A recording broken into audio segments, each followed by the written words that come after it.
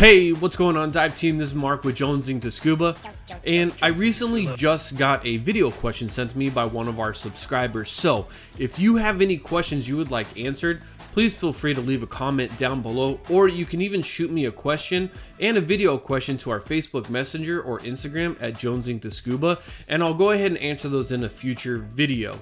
Now, before I get into that, you know what to do. Swim on down.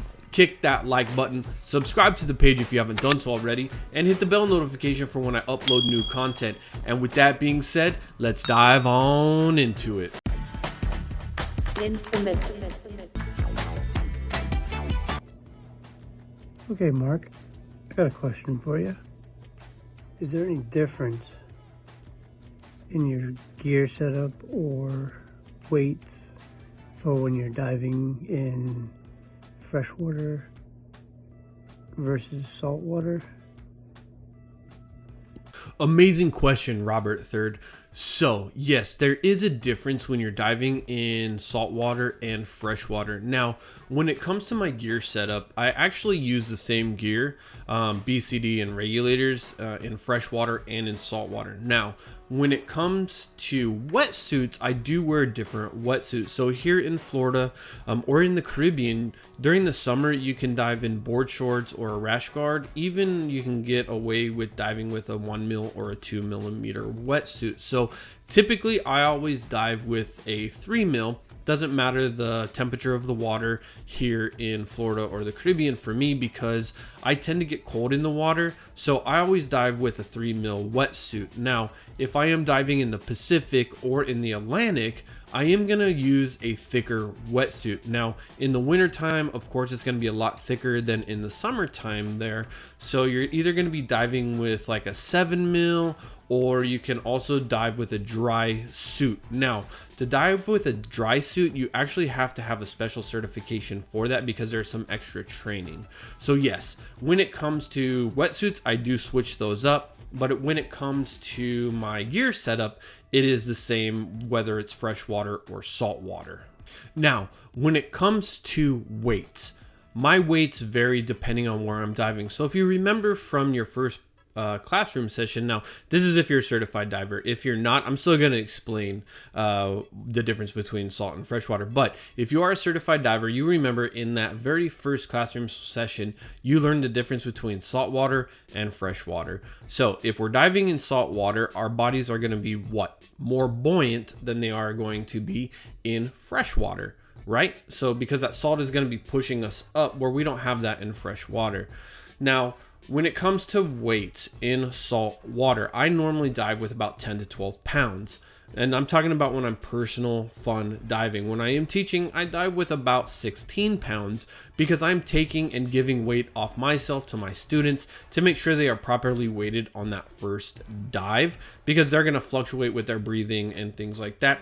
Again, another video to watch, advanced open water, peak performance buoyancy, why it is important to get your weight down with your breathing techniques. But here in Florida, I'm going to be diving with 10 to 12 pounds because I do wear that 3 mil wetsuit. Now, if I was diving in board shorts or a rash guard, I could get away with diving with only 8 pounds.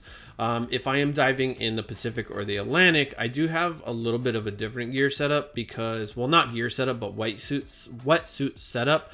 I do have a 7 mil wetsuit. I do wear a hoodie, gloves, and boots because I need to keep those appendages warm because they will get cold as well. So that's going to increase my weight to about 14 to 16 pounds because that wetsuit and the gloves, boots, and hood is going to be more buoyant and it's going to push me up. So there I do need more weight. When I am diving in the springs here in Florida, like Jenny Springs, Rainbow River, Devil's Den, Blue Grotto, I can get away with 4 to 6 pounds. 4, I'm pushing it, but I can do it. Typically it's about 6 pounds. And again, because I don't have any of that extra salt pushing me up, I can get away with using less weight. Now, a few of my friends, they can actually get away with diving with no weight in the springs because they use steel tanks. So if you are using steel tanks, those are heavier than aluminum, and that's going to give you a weight compensation to where you can get rid of your weights. Now, they are very skinny, so Me, on the other hand, if I am diving with a steel tank, I will still need about 2 pounds, maybe 3 I can get away with, but typically it's about 4 to 6 pounds because I do dive with those aluminum tanks. I hope that answered your question, Robert Third. If you guys can think of anything else to ask me, please, again, feel free to leave a comment down below or shoot me that question via Instagram or Facebook Messenger at JonesingTheScuba. Heck, even send me a video question and I'll put it in another video. I hope you enjoyed this video as much as I enjoyed shooting it. And as I always say, stay safe and happy diving. You already know what I'm going to say. You do. Because I do it at the end of every video. And you still haven't reached out to me. I'm talking to you, Tom Brady. I'm talking to you, Rob Gronkowski. Hit me up. Man, I've been waiting. Let's go. Let's get you scuba certified. You're off. Tom Brady, you even said in your Twitter, what am I going to do for the next 5 months? Huh, I know what you're going to do. You're going to hit me up. You're going to get you and your family scuba certified, and you're going to bring Rob Gronkowski with you. Hit me up. Don't be scared. Let's go.